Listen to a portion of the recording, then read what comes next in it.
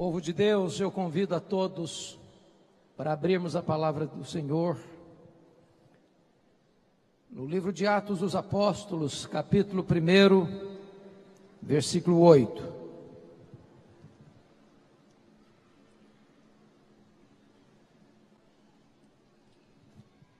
Este texto tem uma promessa. Esse texto fala de um poder. E esse texto fala de um programa. Mas recebereis poder ao descer sobre vós o Espírito Santo, e sereis minhas testemunhas, tanto em Jerusalém como em toda a Judeia e Samaria, e até os confins da terra. Nesta tarde eu gostaria de repartir com vocês esta jornada e este programa traçado pelo Senhor Jesus Cristo para a sua igreja, ao longo dos séculos, passando pela reforma até os nossos dias. Este programa é cumprido à risca, porque do capítulo 1 ao capítulo 7 o Evangelho alcança Jerusalém e a Judeia. No capítulo 8 de Atos o Evangelho chega em Samaria. No capítulo 9 a conversão de Saulo já em Damasco, fora do território de Israel. No capítulo 10, a conversão de um gentio, prosélito, Cornélio, na cidade de Cesareia Marítima. No capítulo 11, o Evangelho chega em Antioquia, a terceira maior cidade do mundo. Capítulos 13 e 14, a primeira grande viagem missionária na região da Galácia. Capítulos 16, 17 e 18, o Evangelho alcança a província da Macedônia e da Acaia, na segunda viagem missionária de Paulo. Capítulo 19 e 20, o Evangelho estende-se mais para a província da Ásia Menor, na grande cidade de Éfeso, de onde o Evangelho se espalha para toda a província. Pérgamo, Tiatira, Sardes, Filadélfia, Laodiceia, Hierápolis e Colossos. Capítulos 21 ao 26, trata da prisão de Paulo em Jerusalém, sua transferência para Cesareia, onde fica 2 anos sendo acusado injustamente pelos judeus. Capítulos 27 e 28 é a viagem de Paulo para Roma, o naufrágio que ele enfrenta, a sua temporada na ilha de Malta e sua chegada a Roma, não como sonhara chegar, mas preso e algemado. De onde ele escreve suas cartas aos Efésios, Filipenses, Colossenses e Filemon. Atos termina sem conclusão, porque a história da igreja continua. E nós estamos escrevendo, quem sabe, o capítulo 29 de Atos, porque o Espírito de Deus está agindo na igreja para que ela alcance até os confins da terra. Mas agora acessa o registro de Atos e a história nos toma pela mão. A história deve ser nossa pedagoga, do contrário, será nossa coveira. Quem não aprende com a história, repete seus erros. Quem não tem história, está fadado a não ter futuro. Quando Jesus Cristo nasce, o mundo está sob o governo de Roma, e quem governa o império é César Augusto. Israel já está debaixo do governo de Roma desde o ano 63, quando Pompeu conquistou aquela região. Mas quando Jesus começa o seu ministério, lá em Lucas 3, o mundo está governado agora por um outro imperador, Tibério César. Depois vem Calígula, depois vem Cláudio, depois em 54 vem Nero, um homem devasso, um homem violento, um homem crudelíssimo. 10 anos depois que ele governa, precisamente no dia 17 de julho do ano 64, Nero põe fogo em Roma e assiste o espetáculo das chamas do alto da Torre de Mecenas. 7 noites, 6 dias de incêndio, de 17 de julho a 24 de julho. Quando o incêndio termina, dos 14 bairros de Roma, 10 deles são destruídos pelas chamas. Os 4 bairros restantes, densamente povoados por judeus e cristãos, dão a Nero um álibi para botar a culpa do incêndio de Roma nos crentes. começa um verdadeiro massacre. Faltou cruz para fazer, madeira para fazer cruz, tamanha quantidade de crentes que foram crucificados. Os crentes eram cobertos de piche, amarrados em postes, para iluminar as noites de Roma, sendo queimados, vivos.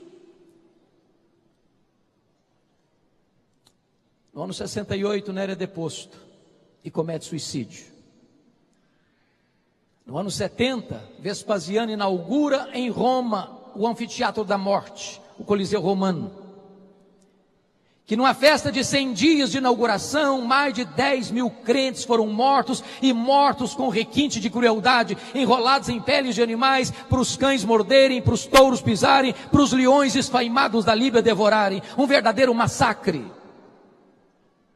Chega o ano 81, o imperador Domiciano começa a reinar, e esse é o primeiro imperador da história a arrogar para si o título de Senhor e Deus.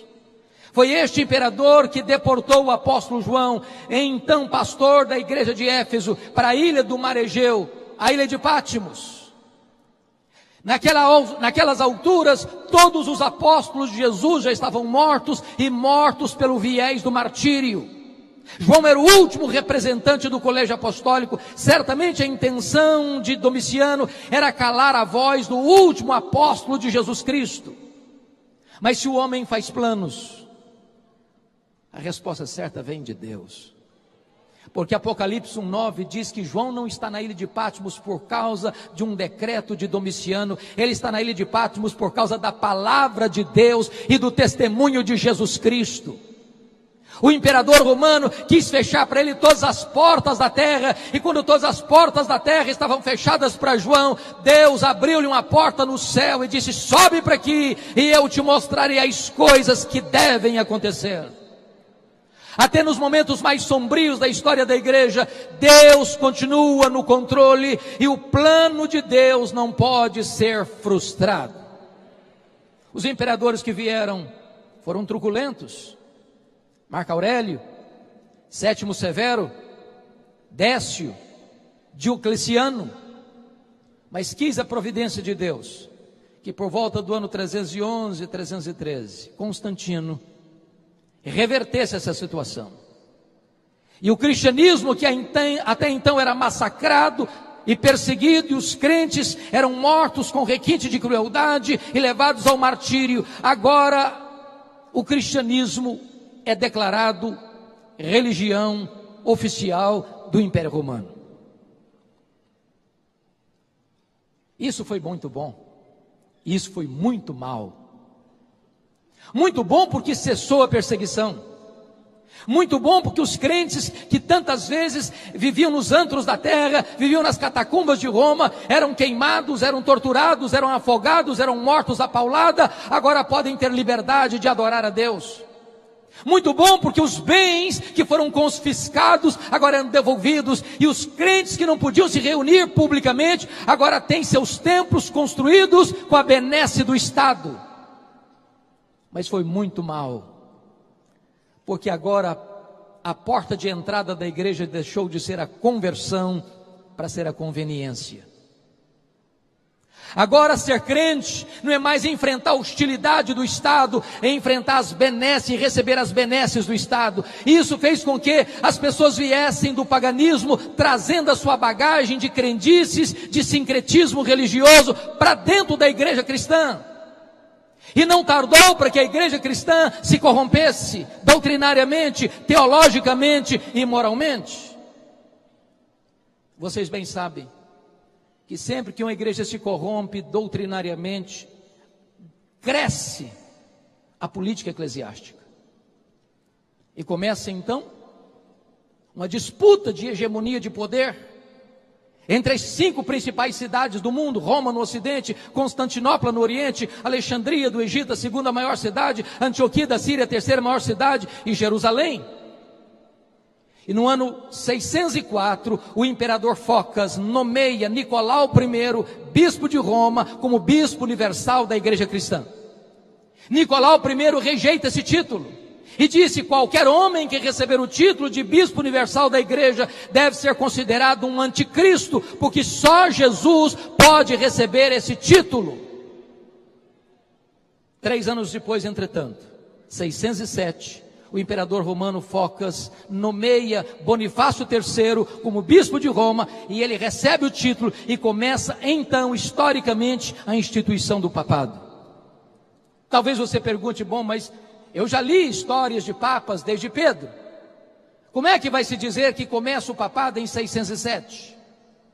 Vale destacar aqui, meus irmãos, que no século VIII, na França, surge um documento chamado As Falsas Decretais de Isidoro. Um documento forjado, um documento falso, que tentou dar legitimidade ao papado, recuando a sua historicidade a Pedro, como se Pedro tivesse sido o primeiro papa, e como se todo papa fosse legítimo sucessor de Pedro. Se vocês quiserem melhorar a compreensão deste assunto, vocês a obra de Janus, o Papa e o Concílio, cujo prefácio foi escrito pelo grande tribuno brasileiro, Rui Barbosa, cujo prefácio da obra representa 70% do livro. E Rui Barbosa desconstrói essa ideia da infalibilidade papal. Rui Barbosa vai mostrar que as falsas decretais de Isidoro foram o maior embuste, o maior engodo literário da história da humanidade. E desta maneira, a igreja foi se corrompendo. É claro que nos primeiros 5 séculos da história da igreja, as doutrinas sobre Jesus foram discutidas à exaustão no Concílio de Nicéia em 325, a divindade de Jesus Cristo. Em 381, no Concílio de Constantinopla, a humanidade de Jesus Cristo. No Concílio de Calcedônia, em 451, a pessoa teantrópica de Jesus Cristo. Em 416, Agostinho de Hipona enfrenta Pelágio com as suas ideias heréticas acerca da salvação, porque Pelágio dizia que o homem está tão livre como Adão era antes da queda, e que ele é quem optava por Deus, e não Deus quem escolhe o homem. E Agostinho de Hipona, calçado com a verdade, vai derrotar as teses heréticas de Pelágio e mostrar que o homem está caído, o homem está falido espiritualmente, e ele somente pode ser salvo pela graça de Deus. Nós estamos agora falando da Idade Média, que vai do 5º ao 15º século, também chamado de Idade das Trevas, de Escolástica. E nesse período a igreja se fortaleceu politicamente, economicamente, mas se corrompeu moral e doutrinariamente. É importante dizer, irmãos, entretanto, que nunca Deus deixou de ter uma lâmpada acesa na história e um remanescente fiel. E chegar o momento de Deus preparar o caminho para a reforma do século XVI.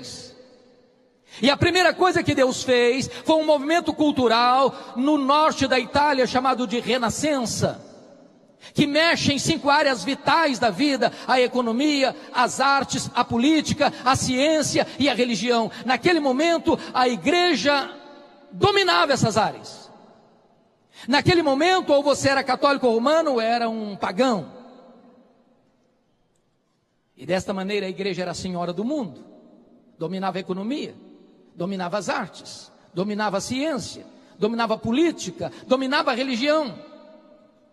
Mas quis a providência de Deus que esse movimento cultural no norte da Itália arrancasse das mãos da igreja essas 5 áreas tão importantes. Mas Deus preparava mais de perto o caminho, quando Deus levanta na Inglaterra aquele que é a estrela d'alva da reforma, o professor de Oxford, John Wycliffe, um homem culto, um homem convertido a Cristo, um homem que prega a graça, um homem que anuncia a salvação, um homem que combate os erros e os desvios da igreja, e um homem que entende uma coisa: a reforma não pode se estabelecer a não ser que o povo tenha a Bíblia em sua própria língua, porque na Idade Média a única Bíblia que o povo sabia e conhecia era em latim, e o povo não sabia latim, e os sacerdotes que tinham acesso à Bíblia não conheciam a Bíblia, não ensinavam a Bíblia, e a igreja estava entregue à ignorância. E John Wycliffe entendeu, nós precisamos traduzir a Bíblia e dar a Bíblia para o povo. E ele começa então a traduzir a Bíblia para o inglês. Ele é perseguido, ele não consegue concluir a tradução da Bíblia, mas os seus discípulos, os lollardos, vão concluir a tradução da Bíblia para o inglês. Lá na Boêmia, um discípulo de John Wycliffe, John Huss, convertido a Cristo, prega com muito poder e paixão o Evangelho de Cristo, denunciando os pecados e os desvios da igreja, denunciando as heresias que estavam sendo acolhidas pela igreja. Este homem foi preso, este homem foi torturado, este homem foi queimado vivo pela Inquisição Romana. Deus levantara lá nas barbas de Roma, em Florença, Jerônimo Savonarola, que pregava com tanto poder a palavra de Deus, que a cidade de Florença foi impactada e transformada pela sua pregação, mas por não retratar-se da sua posição evangélica, ele também foi morto pela Inquisição. Mas quando John Huss estava queimando na fogueira, 100 anos antes de Lutero, ele profetizou: hoje vocês estão matando um ganso, mas Deus levantará uma águia, e a esta vocês não poderão matar. Talvez sem saber o que estava dizendo, ele estava apontando para aquele grande momento, quando no dia 31 de outubro de 1517, Lutero haveria de fixar nas portas da igreja de Wittenberg as 95 teses contra as indulgências. Meus amados, a igreja continuou se corrompendo, porque aqueles que se levantavam para defender a verdade eram presos, eram torturados e eram mortos. E agora Leão X está no seu governo como Papa, está tendo o privilégio, entre aspas, de construir o maior santuário católico de todos os tempos, a Basílica de São Pedro, e ele está precisando de ajuda. E então a igreja, que tinha se corrompido ao extremo, introduzido no seu meio o culto às imagens, as relíquias, a invocação de santos, o purgatório, a missa, a transubstanciação, a confissão auricular, a tradição, a salvação pelas obras, o culto a Maria como Mãe de Deus, Imaculada, mediadora, corredentora. A igreja, que estava sendo eivada de tantos erros, ainda agora recebe o impulso de arrancar dinheiro do povo através de vendas de perdão de pecado. Naquele momento a igreja entendia que ela era dona do ser humano, tanto da igreja militante, quanto da igreja purgante, quanto da igreja triunfante. Ninguém podia escapar das mãos da igreja, nem depois de morto. Pensem comigo, uma pessoa que crê nisso. O pai acabou de morrer, a mãe acabou de morrer, o filho acabou de morrer. E chega alguém e disse: você ama seu filho? Você ama seu pai? Você pode ajudá-lo. Porque seu pai, sua mãe, seu filho não foi suficientemente bom para ir para o céu, nem foi tão suficiente mal para ir para o inferno, ele foi para o purgatório. Mas você pode ajudar. Se você der tanto dinheiro, no momento que a moeda cair na caixa, no gasofilácio, essa alma pula do purgatório para o céu. As pessoas eram encorajadas a comprar 5 anos de perdão, a 15 anos de perdão, a 20 anos de perdão, ou se o dinheiro fosse bom, perdão para a vida inteira. E é nesse momento que Johannes Tetzel vai à Alemanha para vender indulgências. E a essas alturas, Martinho Lutero já era um professor de Bíblia. Martinho Lutero já tinha tido contato com o livro de Romanos. Martinho Lutero já entendia que a justificação não é pelas obras, é pela fé em Cristo Jesus. E então, quando Johannes Tetzel vai para a Alemanha pregar as indulgências, estrategicamente, no dia 31 de outubro de 1517, véspera de Todos os Santos, ele vai fixar as 95 teses contra as indulgências. Se você ler as indulgências, as 95 teses, você vai ver que Lutero não era plenamente reformado ainda. Tinha muita coisa errada lá nas indulgências, aquelas 95 teses, que não estavam tão claras na mente dele. Só mais tarde, Lutero vai ter uma compreensão mais clara da verdade de Deus. Mas estava deflagrado aí o movimento da reforma. É claro que isso surgiu com muita luta, com muita lágrima, com muito sofrimento, porque no dia 5 de maio de 1521, Lutero é convocado à dieta de Worms, diante do imperador, diante das autoridades políticas, diante das autoridades eclesiásticas, e os seus livros estão lá expostos, e Lutero sabia que não estava aquela reunião convocada ali para discutir com ele, mas apenas por uma razão, para que ele se retratasse das suas posições bíblicas e cristãs. Naquele dia Lutero pediu um tempo mais para pensar. Para espanto de todos, e diz os historiadores que naquela noite Lutero teve uma grande angústia na sua alma. O inferno jogou em cima dele toda a sua fúria, a tal ponto de, num determinado momento da noite, ele pegar o seu tinteiro e jogá-lo contra a parede, como se o diabo estivesse fisicamente, presentemente ali no seu quarto.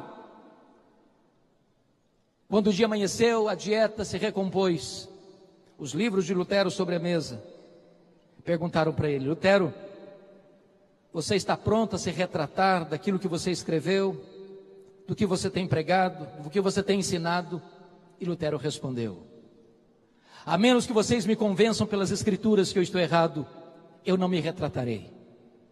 Porque não é lícito, não é justo, não é honesto um homem agir contra a sua consciência. Aqui fico, aqui me estabeleço, e que Deus me ajude. Estava aí o corte definitivo para a reforma protestante do século XVI. Ele é considerado herege, e isso significava que qualquer pessoa que matasse Lutero não tinha nenhuma imputação de crime.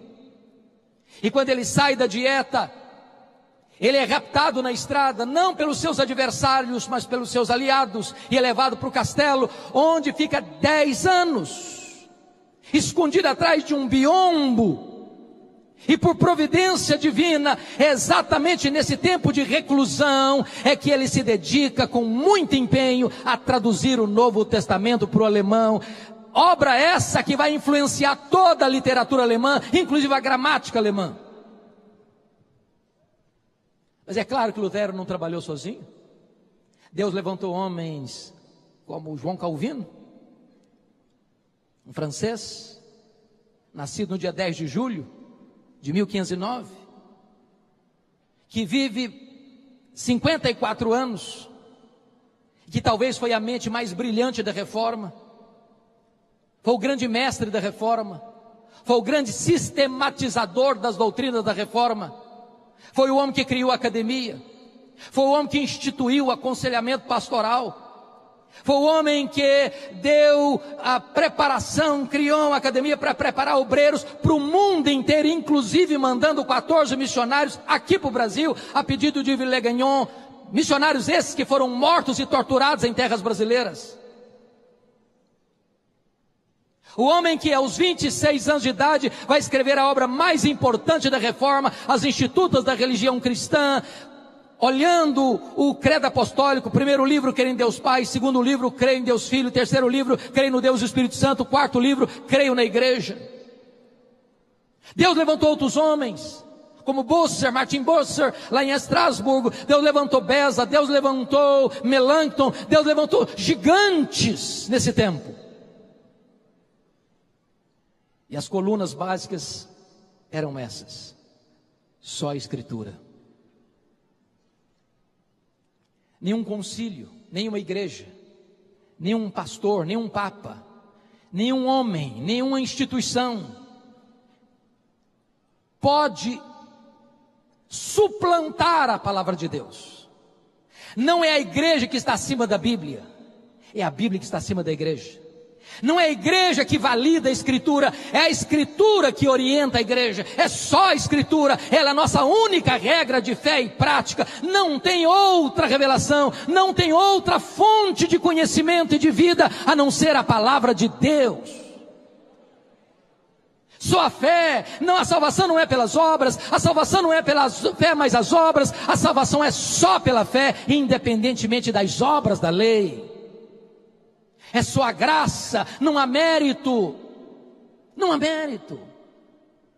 Ninguém vai entrar no céu batendo no peito e diz: eu cheguei aqui porque eu mereci, eu cheguei aqui porque eu conquistei, eu cheguei aqui porque eu fui bom, eu cheguei aqui porque fiz boas obras. A salvação é absolutamente um presente gratuito de Deus, é imerecido de Deus.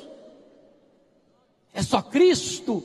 Não é Cristo mais o Papa, não é Cristo mais Maria, não é Cristo mais a igreja, não é Cristo mais o pastor, não é Cristo mais o batismo, não é Cristo mais o ritual, é só Cristo. Ele é o caminho, Ele é a verdade, Ele é a vida, Ele é a porta, só nele há salvação. Ele é o único mediador entre Deus e os homens. Somente a Deus a glória. Qualquer glória dada ao homem é glória vazia, é vanglória, é idolatria, é abominação para Deus. Meus amados, a reforma não chegou até nós senão com lágrimas e com muito sangue. Se nós não conhecermos a história, nós não valorizaremos esse legado. Por exemplo, vão comigo para a França, ano de 1559, levanta-se na França Catarina de Médicis, uma implacável perseguidora da fé cristã. Qualquer aluno de segundo grau já leu sobre a famigerada noite de São Bartolomeu, 24 de agosto de 1572, quando mais de 70 mil huguenotes foram mortos traiçoeiramente, por ordem de Catarina, sob os aplausos do Papa e os elogios de Filipe II, rei da Espanha, genro de Catarina de Médicis. Foi proibido ser protestante na França. E se você ler, por exemplo, antes disso, a história do reformador João Calvino, vocês se lembram quanta luta, quanta dor, quanta perseguição, quanta tristeza, quanto sangue derramado em seu país. E é por isso que ele foge dessa perseguição, passando por Genebra, e quis a providência de Deus que Farel o convidasse, porque Farel não era um mestre, Farel era um evangelista. E Farel disse: Calvino, eu preciso de você aqui. E disse: não vou ficar, eu estou em transição. Calvino não queria ser um pastor, pregador, ele queria ser um escritor, ele queria ficar mais recolhido para escrever, para tratar das grandes demandas da igreja. E Farel disse: se você não ficar aqui, Calvino, eu vou pedir a Deus para amaldiçoar a sua vida. Ele ficou. 1538. Chegou antes disso, 1536, 35, 36, 38, ele foi expulso. Ele e Farel. Vão para Estrasburgo, onde ele se casa. 1541 ele retorna, a pedido dos líderes de Genebra, e fica em Genebra até a sua morte, por volta de 27 de maio de 1564, transformando Genebra na maior maquete do reino de Deus da história. Se você vai comigo para a Alemanha, você conhece a história da triste guerra dos 30 anos, onde milhões de pessoas morreram. 1618, 1648.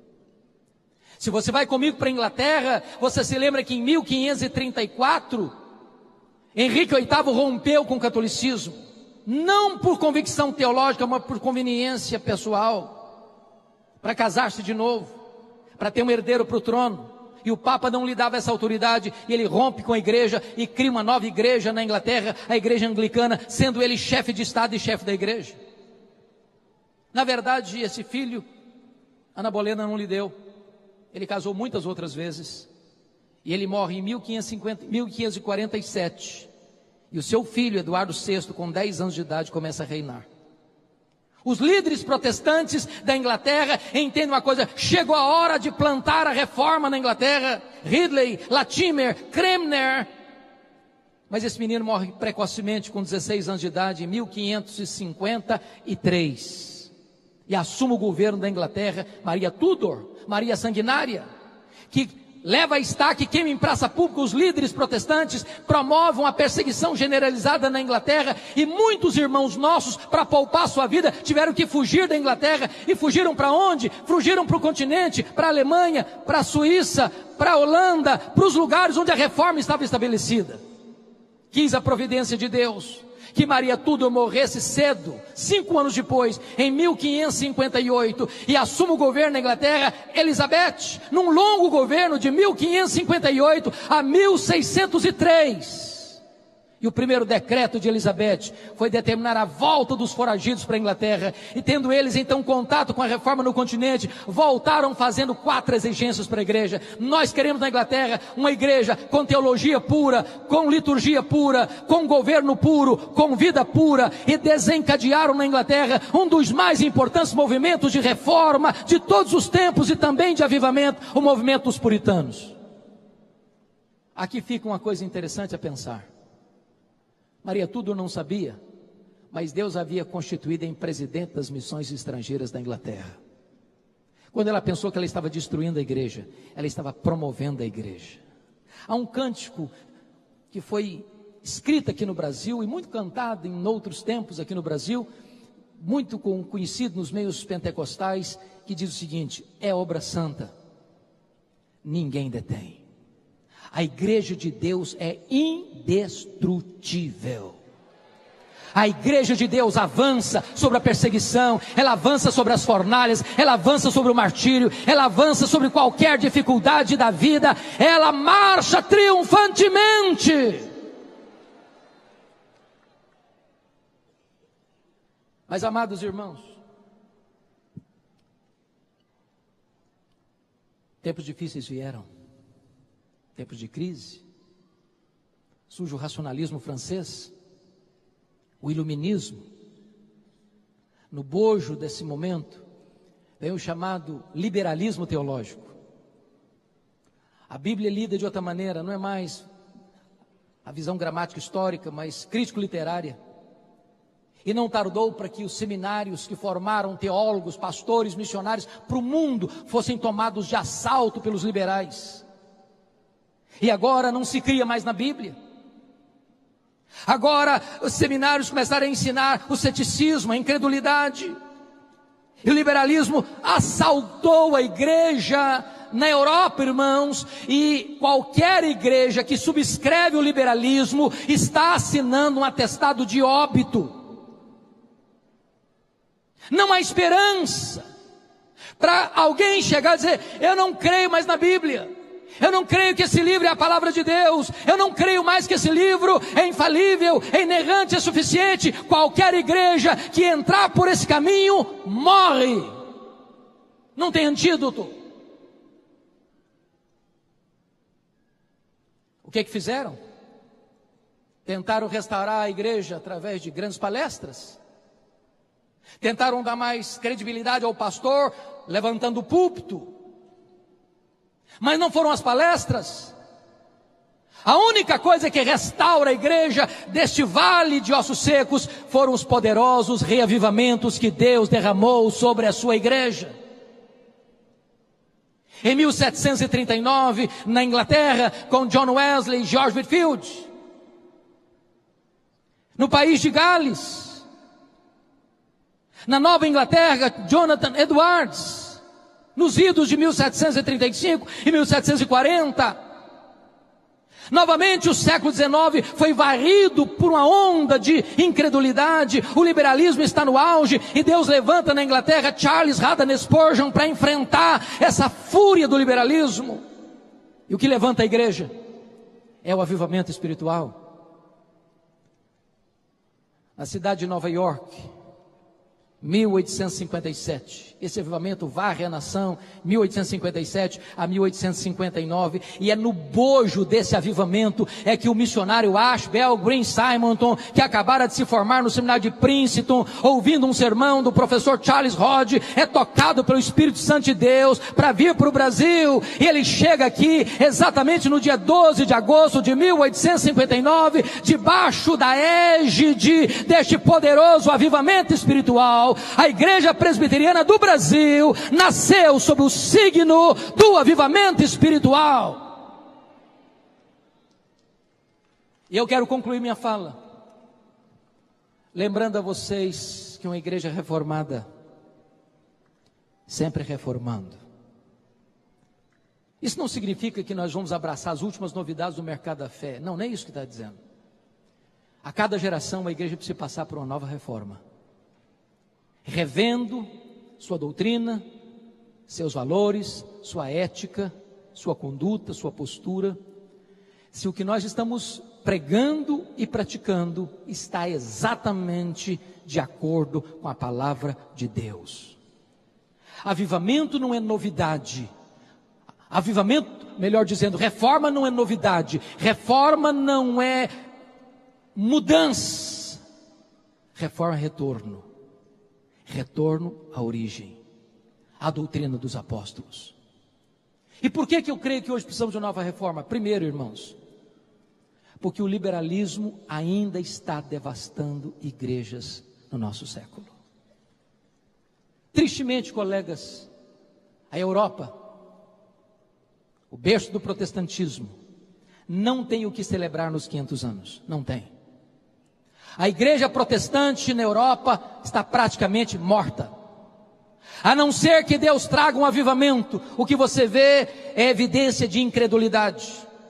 Eu estive recentemente na Holanda, de 1960 para cá, os templos estão lá, mas os crentes não frequentam a igreja. Fomos para a Escócia de John Knox, a Escócia, berço do presbiterianismo, num dos templos mais importantes de Edimburgo. Você entra lá, o que tem lá dentro é um bar. Você vai para a Inglaterra, a grande Inglaterra dos avivamentos, de John Wesley, de George Whitefield, de William Carey, de William Wilberforce, de John Charles Ryle, de Charles Haddon Spurgeon, de Mark Lloyd Jones, de John Stott. Hoje a Inglaterra é o país de Richard Dawkins, o patrono dos ateus. Menos de 4% dos crentes frequentam a igreja evangélica na Inglaterra. Os nossos templos estão sendo vendidos e transformados em mesquitas, em bares, em museus, em teatros. Olha para a América do Norte, onde você tem tantas chamadas dead churches, igrejas mortas. As denominações históricas perdendo milhares de membros, ano após ano, ano após ano. O que é dramático, irmãos, é que o liberalismo também chegou no Brasil. E nós temos denominações inteiras que já se capitularam à sedução mortal do liberalismo. Nós precisamos de uma nova reforma. Mas em segundo lugar, nós precisamos de uma nova reforma, meus irmãos, porque a igreja brasileira tornou-se uma igreja, em grande parte, sincrética, mística. A igreja do sal grosso, a igreja do óleo, a igreja do copo d'água em cima do rádio, a igreja da toalha suada, a igreja das mandingas, em nome de Deus. Precisamos de uma nova reforma. Precisamos voltar para a palavra de Deus. Precisamos voltar para as Escrituras. Precisamos de novos Luteros, precisamos de novos Calvinos, precisamos de alguém que esteja disposto a dizer a verdade, ainda com toda a hostilidade do mundo.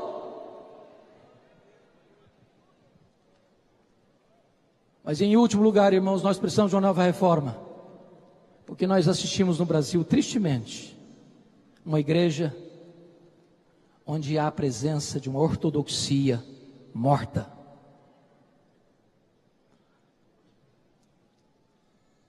Tem teologia, sim, e boa, mas não tem fervor. Não tem brilho nos olhos. Não tem fogo no coração. Tem luz na cabeça, mas não tem fogo no coração. As reuniões de oração estão no CTI, na maioria das nossas igrejas. O secularismo está entrando para dentro das nossas igrejas. O índice de divórcio dentro da igreja é quase o mesmo fora da igreja. O índice de jovens que vão para a cama com o namorado dentro da igreja é quase o mesmo fora da igreja. As festas de casamento dos crentes tornou-se festas pagãs, de bebedeira.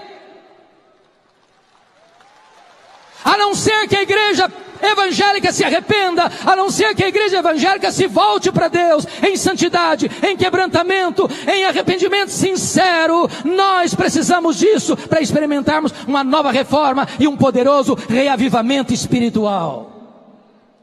A minha oração e o meu clamor aos céus é que essa celebração de 500 anos nos leve a uma reflexão, nos leve a uma postura de arrependimento e nos leve de volta ao caminho do cristianismo primitivo, simples, puro, mas cheio do poder do Espírito Santo de Deus. Que Deus tenha misericórdia de nós.